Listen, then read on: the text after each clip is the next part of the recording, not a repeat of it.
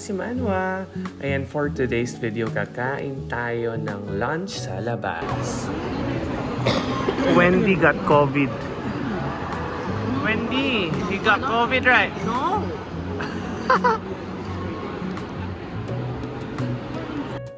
Dito kami kakain sa Little Cart Noodle House sa Chinatown.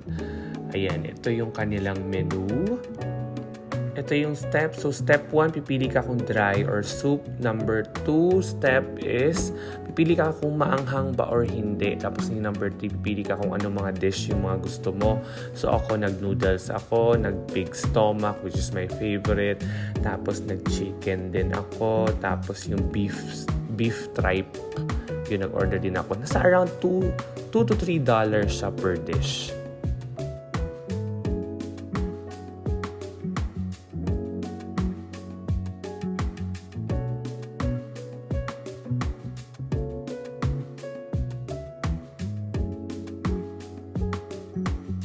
Yung Little Cart Noodle House, makikita mo lang siya sa labas. So, ayan, dito kami kakain sa labas kasi puno na yung loob. Kasi ang dami talagang tao din dito.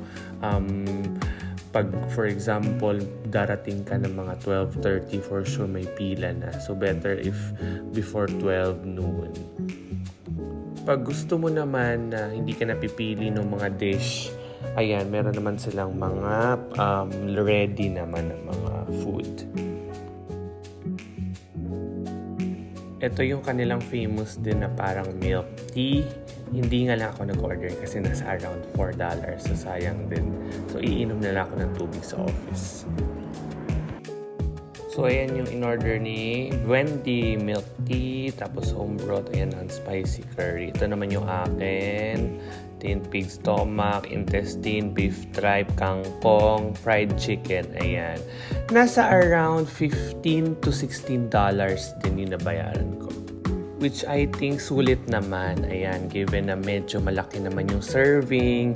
Tapos, malaki din yung chicken. So, medyo natagalan din ako pag-ubos nito. Pero, Kerry, masarap din yung soup nila. Sobrang lambot din nung stomach. Yung pig stomach na in-order ko. Yan. So, sobrang sarap niya. So, ito yan. Try nyo, guys.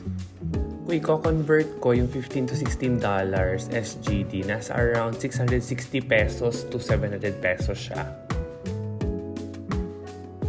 Ito naman yung in-order na aking office mate na si Wendy. Now, let's eat!